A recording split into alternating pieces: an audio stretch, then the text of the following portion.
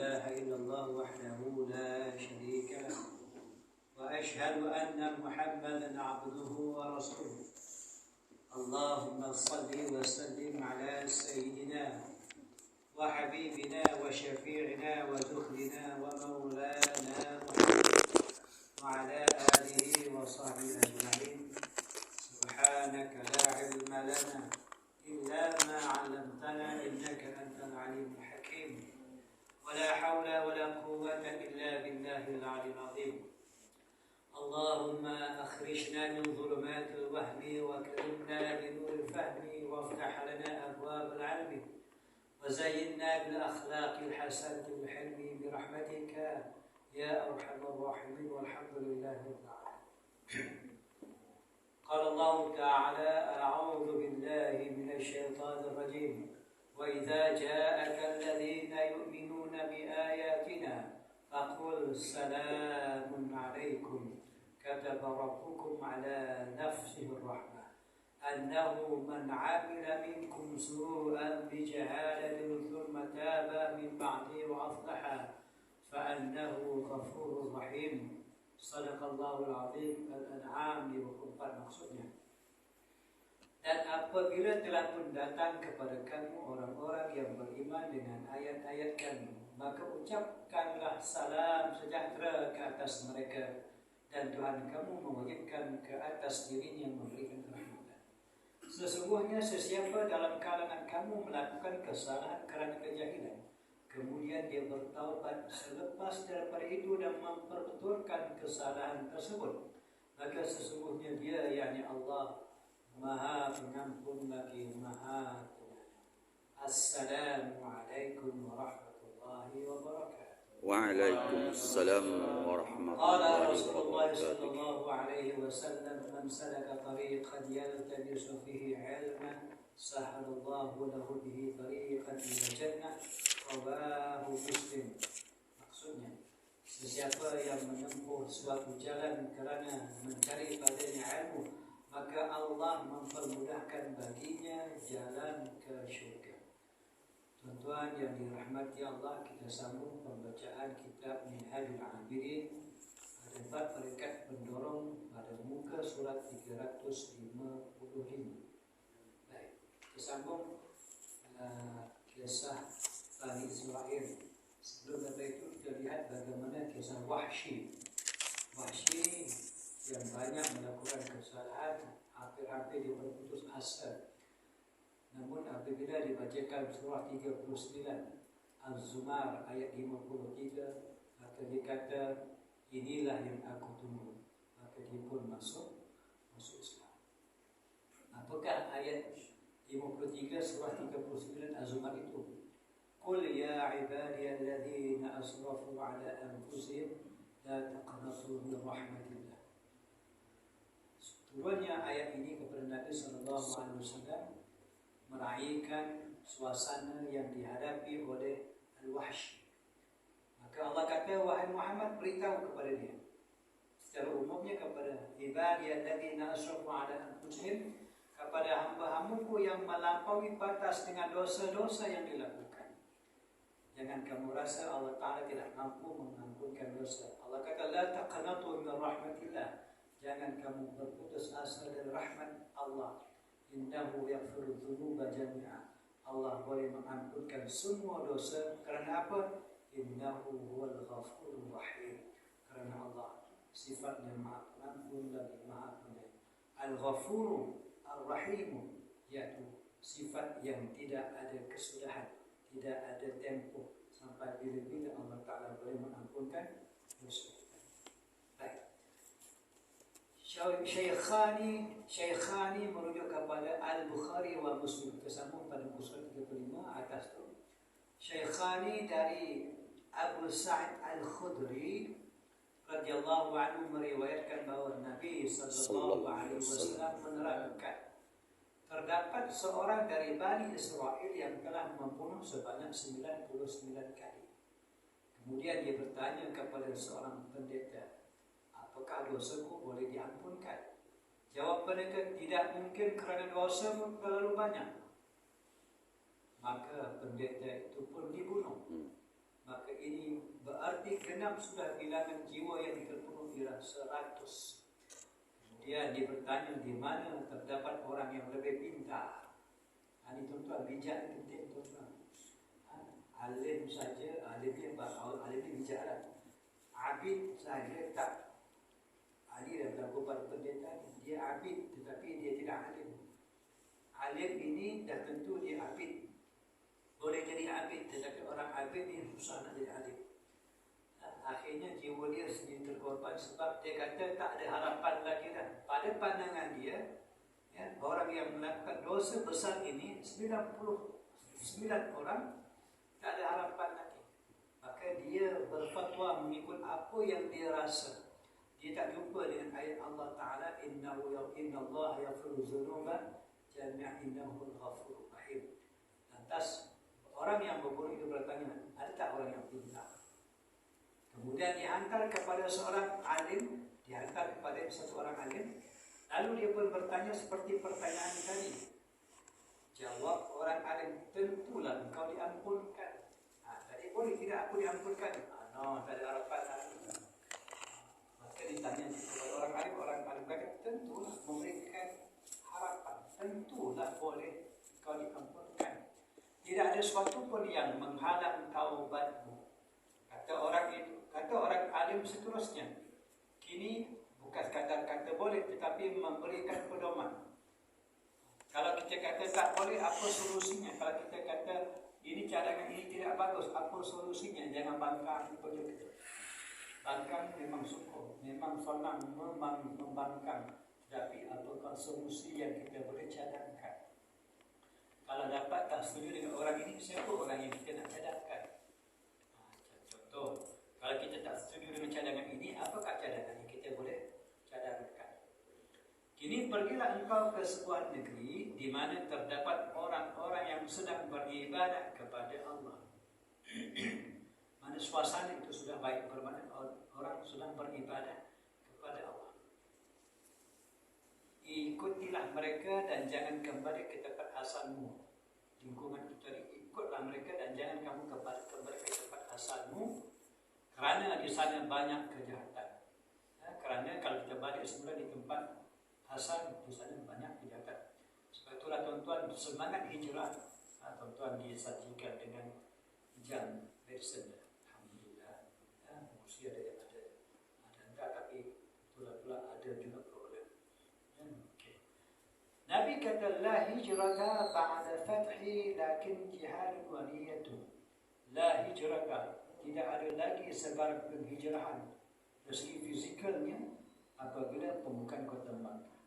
Lakinna, tapi yang ada semangat hijrah itu yaitu jihadun waliyatun, tindakan dan tekad. Bermakna tindakan kita sentiasa kena berubah. Hari ini malas, esok kena rajin. Niat kita iaitu tekad kita sentiasa kena berbaharui. Senantiasa bermotif pasti, tetapi kita kena ada dalam lingkungan. Ya, saya pernah buat contohkan dengan tuan-tuan. Ya, dua bekas yang ada ketam hidup nak keluar. Satu bekas bertutup, satu bekas tak bertutup. Bekas yang tidak bertutup itu ketam tak boleh keluar. Dia ada banyak ketam, masing-masing nak keluar tapi tak boleh keluar. Ketam yang bekas bertudung itu tadi, walaupun bertudung, sekong keluar. Sebab apa? Sebab lingkungan, dorongan. Yang tadi itu peluang sudah ada tetapi tidak ada dorongan. Yang kaki cukup ramai, yang tukang punah ramai. Yang tadi menyokong walaupun sukar, susah, gelap, tetapi tak apa peluang. Kita tolong. Akhirnya semua dapat peluang. Baik, suasana sangat penting. Sebab itulah kita kena buat suasana. Nabi SAW berhijrah daripada Makkah ke Madinah. Apa yang Nabi buat sebelum masuk ke Madinah, sebelum masuk Yathrib, itu Nabi membina lingkungan, iaitu buat masjid. Ya, dan bermasyarakat, maka bina bentuk dia bermula dari masjid baru masuk dalam masyarakat. Itu yang Nabi tunjuk. Tetapi masjid yang macam mana? Masjid yang mengajak manusia. Wal takum minkum ummatun yad'una ila khair, mengajak. Bukan suruh saja, tapi ajak orang. Kalau nak ajak, buat program. Program yang paling mudah, panggil makan dulu. Salam, ta'am, kalam. Bagi salam, kita beritahu. Salam dulu waktu makan. Itu baru boleh kalam, baru bercerita. Dia cerita yang buat apa? Misal jenis kan. Baru orang datang. Saya buat contoh dengan tuan-tuan, selalu saya buat contoh. Nak cari semut sekarang susah ke mana? Cari susah tuan-tuan, bagi senang. Panggil dengan apa? Bulo. Tahu lah bulo. Kita tahu apa naluri orang. Ya. Gula dengan semut memang matilah semut. Mati semut kerana gula. Orang mati pun pasal dia gula juga kan. Kalau tak betul jauh kan. Begitu, maka kita kena fikir bagaimana cara kita nak panggil. Dan dalam masyarakat itu bukan orang tua je. Orang tua tak payah panggil, dia datang sendiri tuan-tuan. Keinginan dia untuk datang itu kuat berbanding dengan orang yang muda. Macam mana? Maka kita kena fikirkan. Jangan biarkan anda diselubungi isteri. Syok sendiri. Baik, tuan-tuan. Lepas kita panggil orang, baru kita boleh suruh. Tak ya'muruna bil ma'ruf, baru suruh buat baik. Baru boleh cerita. Bila dia sudah dekat dengan kita, baru dia nak dengar. Kalau tak ada rapport, tidak ada hubungan, macam mana dia nak dengar? Dia nak ikut apatah lagi. Tak tersentuh pun hati, tak tertarik pun hati. Kalau kita tegak, dia boleh terima. Ikutlah tak, apa tak, tertipu nak. Menjauhkan kita ataupun dia daripada kita. Baik tuan-tuan. Tetapi di tengah perjalanan orang itu meninggal dunia. Lalu datanglah dua malaikat, yaitu malaikat rahmat dan malaikat azab. Malaikat azab berkata, ini tugasku kerana orang ini banyak melakukan maksiat.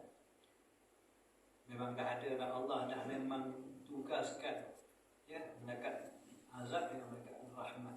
Kalau yang buat jahat tu ni bagian dia, kalau baik ni dia uruskan. Malaikat rahmat menyahut memang benar, tetapi dia sudah bertaubat dan akan berada dan akan beribadat di negeri yang dituju. Kata malaikat azab, perkara ini benar, tetapi dia belum sampai ke tujuan dan belum melaksanakannya. Malaikat kata benar, dia pun kata benar. Yang membenarkan malaikat rahmat kata benar, dia berdosa, tapi dia dah bertaubat. Yang malaikat Allah kata benar, dia dah bertaubat, tapi belum sampai lagi.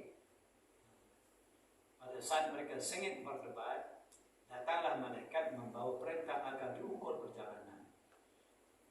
Maknanya ada pengajaran tuan-tuan, dalam sesuatu kemelut, kena ada orang yang menjadi orang tengah menyelesaikan masalah. Nabi SAW dalam peristiwa pembinaan semula Kaabah, suku-suku Arab ni masing-masing boleh keluarkan biaya sebab mereka menghormati binaan Kaabah itu dan mereka menjadikan Kaabah sebagai tempat mereka melakukan ibadat tawaf. Tapi cara mereka lah, cara zaman jahiliyah. Tetapi bila sampai saat dan ketika untuk meletakkan balik batu hitam Hajar Aswad ke tempat asalnya, ni tak boleh kompromi. Asal buat baik, tapi bila sampai satu kemuncak bergaduh. Kita macam tu juga lah. Dia buat penuhi okey lah tu, buat projek. Tapi ada satu benda lain pula. Memang nak buat baik, tetapi disulai dengan kelahian. Maka mereka pun mencari solusi. Ada yang menenangkan, okey, macam ni lah. Solusi dia, siapa yang masuk ke masjid kita ini tadi, dan melalui pintu ini, dia orang yang kita ambil sebagai penyelesai masalah kita. Yang masuknya siapa dia? Yang mereka lihat adalah Muhammad. Boleh saja kalau mereka ini berkonspirasi sama mereka, kau masuk orang kita. Boleh dia. Tapi Allah Ta'ala telah pun menjadikan satu epi episod bahawa yang masuk itu adalah Nabi Muhammad sallallahu alaihi wasallam. Masa itu Nabi belum diangkat menjadi Rasul lagi, menjadi sebahagian daripada kalangan mereka. Bila mereka nampak Muhammad, iya, orang ini yang kita tunggu-tunggu, semua pakat setuju. Apa yang Nabi buat, dengan pintar Nabi kata, berikan aku sehelai kain. Maka mereka pun membagi kepada Nabi. Nabi bentang, Nabi angkat batu itu. Bila Nabi pegang saja, mereka tak komplain pun, mereka percaya. Sebab Nabi Muhammad ni mereka dah kenal pribadi dia, memang orang baik. Gelaran Al-Amin pun mereka yang bagi. Al-Amin ini bermakna yang dipercayai. Kalau titipkan barang memang tak hilang. Kapal salam memang tak hilang. Tak tahu dia dah baca. Jauh pergi. Tak semasa. Ini masalah ni kan. Apa yang berlaku? Tak, mama tak boleh selindung lagi. Semua dah tahu. Kan? Tunggulah. Duit tuan-tuan. Duit kita. Kita harapkan mereka. Sebab itu isu keselamatan. Tak tahulah tuan-tuan tak rasa apa-apa. Tak rasa rugi. Sebab dia lagi terasa oleh Nabi. Kita tahulah kalau dia tak terasa. Okey tuan-tuan. Maka dititipkan satu amanah dan memang. Tuan-tuan baca apa cerita apa yang saya ceritakan ni. Bukan sikit-sikit punya barang. Tahun 2000 boleh lagi cerita tu kan? 2003 boleh 2007. 2007. Lebih awal lagi. Tuan kita pun tahu. Tapi sekarang ni sepatutnya kita dah terima berapa buah kapal, tapi satu kapal pun tak ada. Nama kerabat Gajah Perak pun dah letak nama di kapal. Nama dah ada. Semua dah ada nama. Di Kelembong, kata orang kita di Kelembong. Yo, orang Navy tu. Baik tuan-tuan, dia anak kerja dari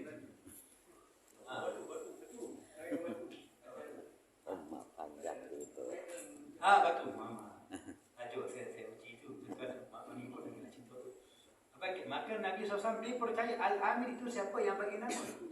Gelar itu diberi oleh kaum mereka. Maka Nabi pun angkat, tak ada komplain.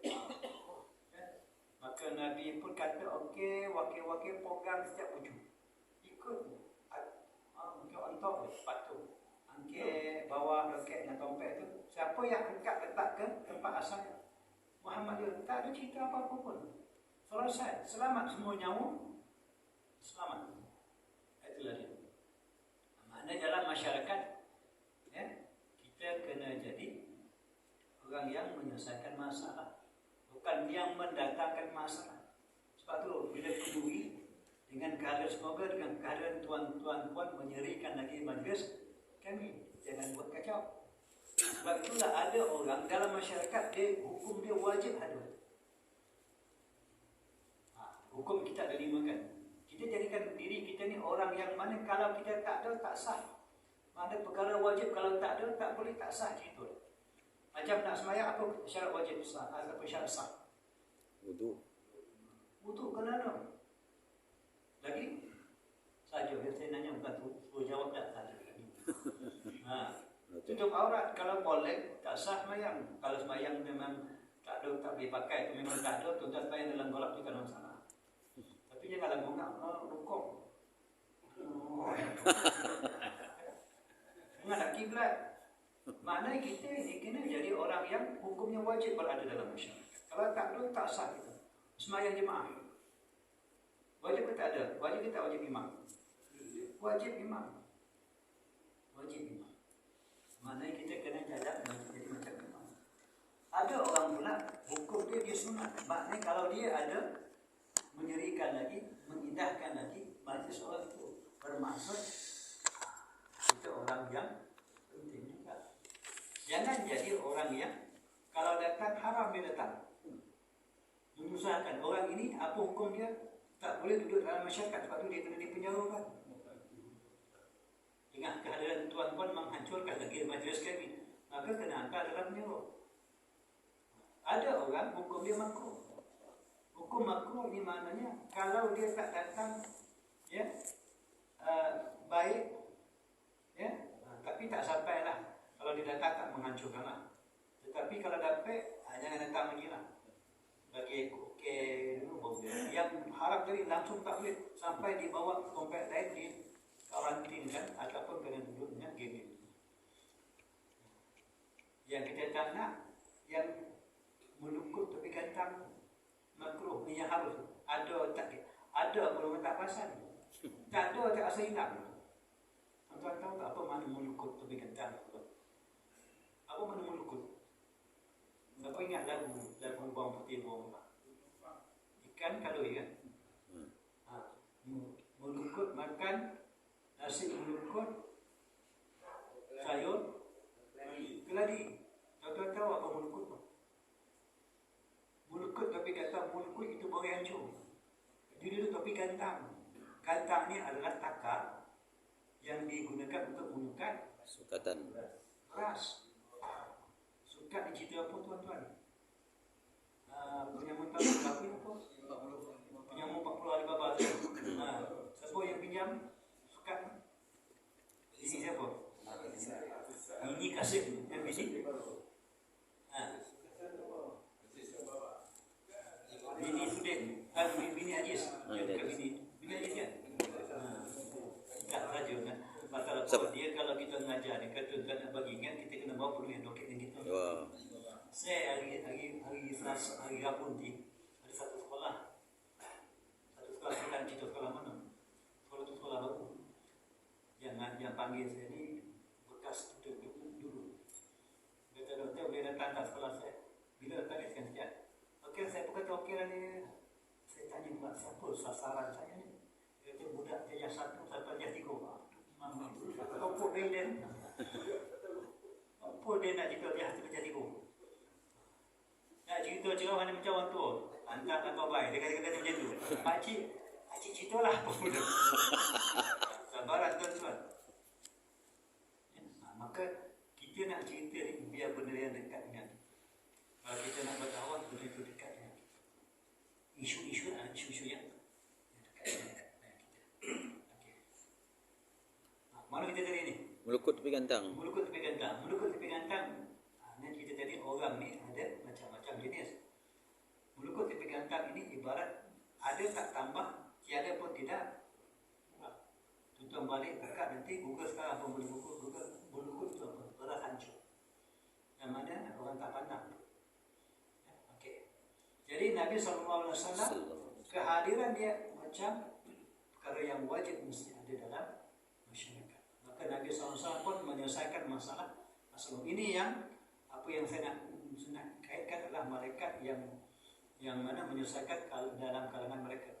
Okey, pada saat mereka sengit berdebat, datanglah malaikat membawa perintah agar diukur perjalanannya. Setelah diukur, ternyata dia lebih dekat ke tempat tujuan dengan perbezaan sebanyak 1 jengkal sahaja. Maka masuklah dia dalam urusan malaikat rahmat, iaitu termasuk golongan orang yang baik. Okey tuan-tuan, satu benda yang kita kena fikir, yang kita kena masuk dalam kepala kita, dalam kita nak menyelesaikan, memang kita orang tengah macam dekat tadi orang tengah, tetapi apakah titik permulaan yang kita boleh gunakan sebagai langkah untuk kita menyelesaikan masalah. Maka malaikat ini tadi dia tahu daripada mana dia nak selesaikan masalah. Itu langkah. Step itu tadi. Kalau tidak, kita ni nak fikir dari mana kita nak mula, apa isu sebenarnya. Kita tak faham isu. Punca dia.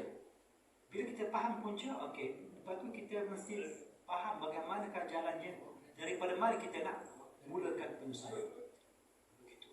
Jangan kita dia pun tak tahu macam mana kita nak selesai masalah. Okey tuan-tuan, dalam hal itu dia panggil cooperative learning. Cooperative learning ini antara aktiviti dia panggil brainstorming. Kita brainstorm, dia panggil percambahan minda. Dia panggil istilah dia panggil think, match and share. Think, match and share. Masing-masing fikirkan dulu. Lepas tu kita matchkan, padankan, dan kita sharekan idea kita. Macam dia panggil round table, okey, masing-masing bagi pandangan. Okey, catat, jot. Lepas tu, bila kita nak laksanakan, kita pilih mana idea yang paling dipanggil paling memberi kesan segera dan paling jimat berlanjut. Kita kena fikirkan kos juga. Cost efficient. Barulah boleh diuruskan ataupun dilaksanakan dengan berkesan. Okay. Kadang-kadang benda itu tak berjaya, maka kita kena ada 3 prinsip, 3 langkah. Panggil PDCA, Plan, Do, Check and Action. Plan, apakah perancangan kita? Bila kita plan, kita do the action, the plan. Bila dalam hal itu kita kena check, kita kena buat semakan. Jangan jalan yang mungkin di sana ada sesuatu yang kita boleh tambah, maka kita tambah baik itu namakan action, tindakan seterusnya. Plan, do, check and action. Jadi kita mesti buat macam itu dalam berorganisasi dalam masyarakat. Ayat-ayat tentang raja itu harapan ini dia. Innallaha yaghfiru dzunuba jami'an. Ini dalam bentuk harapan. Innallaha, sesungguhnya Allah yaghfiru dzunuba jami'an, selalu mengampunkan dosa.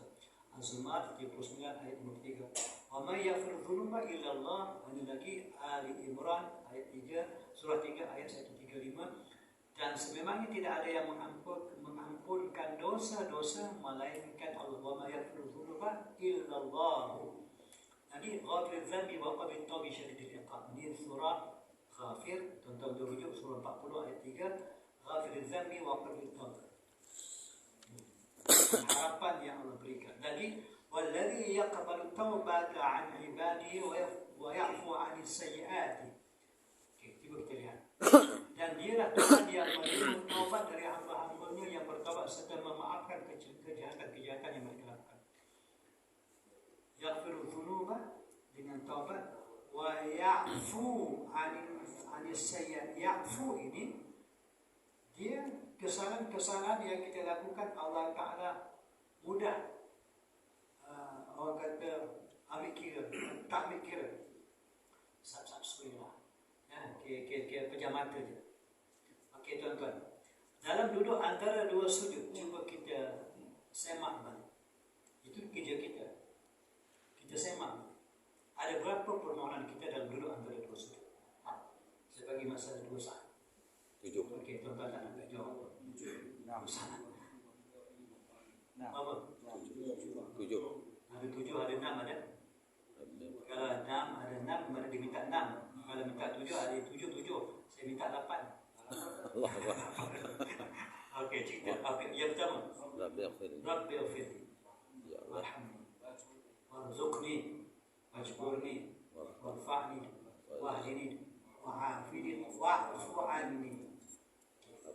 Cuba kita lihat. Yang pertama, Allah dulu Nabi SAW ajak kita ighfir, akhir dengan Fa'an. wa'fu anni. A'fu anni. Apa beza ighfirli dengan wa'fu anni? Di tengah-tengahnya itu tadi ada nilai.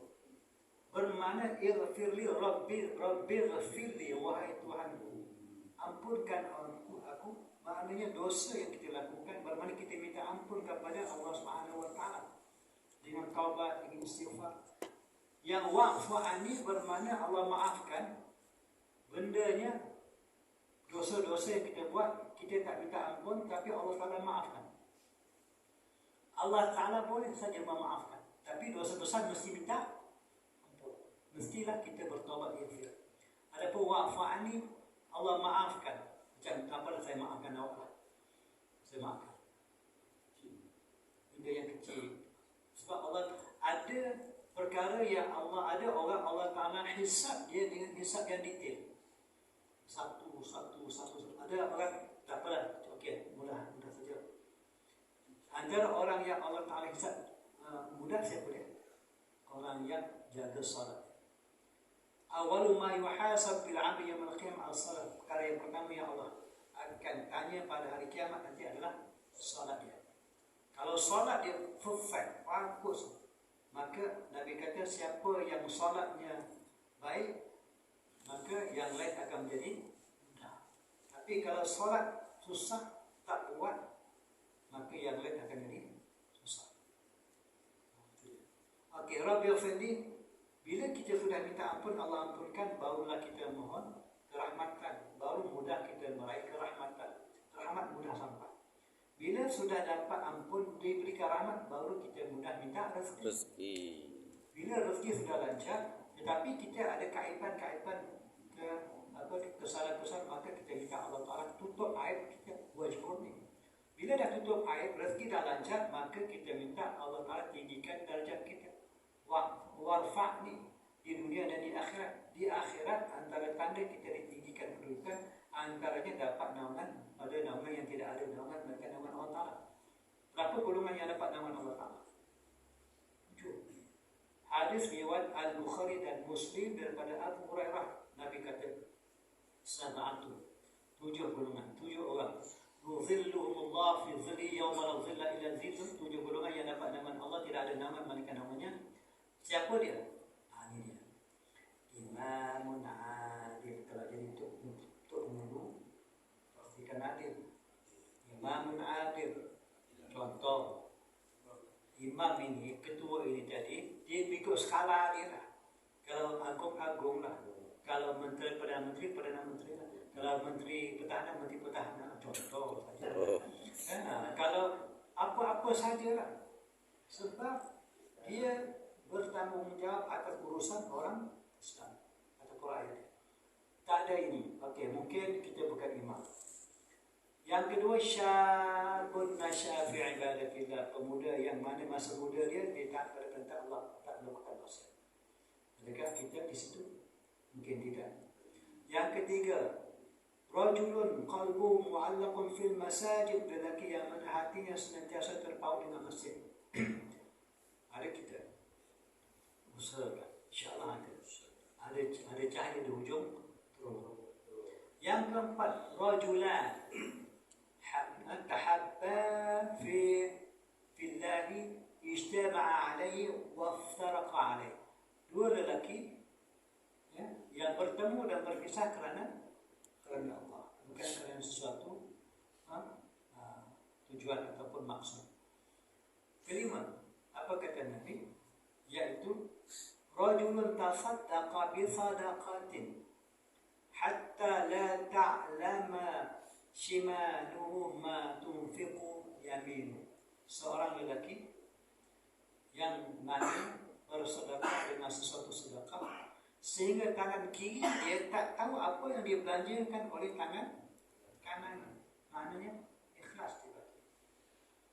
Yang keenam, siapa dia? Rajulun da'athu imra'atun dha mansibin wa jamalin faqala inni akhafullah. Seorang lelaki yang diajak oleh wanita yang mempunyai kedudukan dan kecantikan.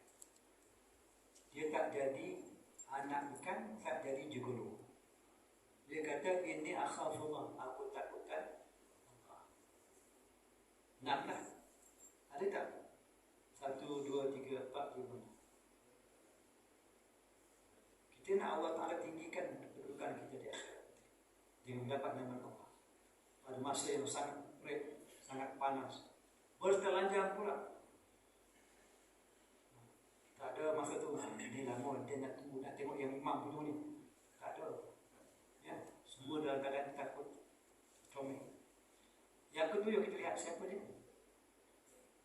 Rajul zakarallahu khalian fafadat aynahu. Seorang lelaki yang bersendirian mengingati Allah, mengalir air matanya kerana takutkan. Ada tak? Peluang masih ada. Walaupun di hujung-hujung, tapi selagi belum sampai nyamuk ke kerongkongan, masih ada lagi peluang yang Allah Ta'ala butuhkan pada kita. Warfa'ni, dalam perjalanan kita dunia dan akhirat, dan pergi ke akhirat, kita perlukan hidayah, petunjuk, bimbingan. Wahdini ini kita nak sihat, minta Allah Ta'ala berikan kesihatan kepada kita, sebab hidup dunia ini tempat kita juga untuk kita mencari bekalan, nak sihat, dan akhirnya kita akan sampai ke akhir. Wa'afini, barulah wa'fu anni, akhirnya mana-mana kesalahan kita Allah Ta'ala tak bikin. Sebab Allah Ta'ala itu Dia punya segala-galanya. Maka kita minta keselamatan dan kasih sayang Allah Subhanahu wa Ta'ala.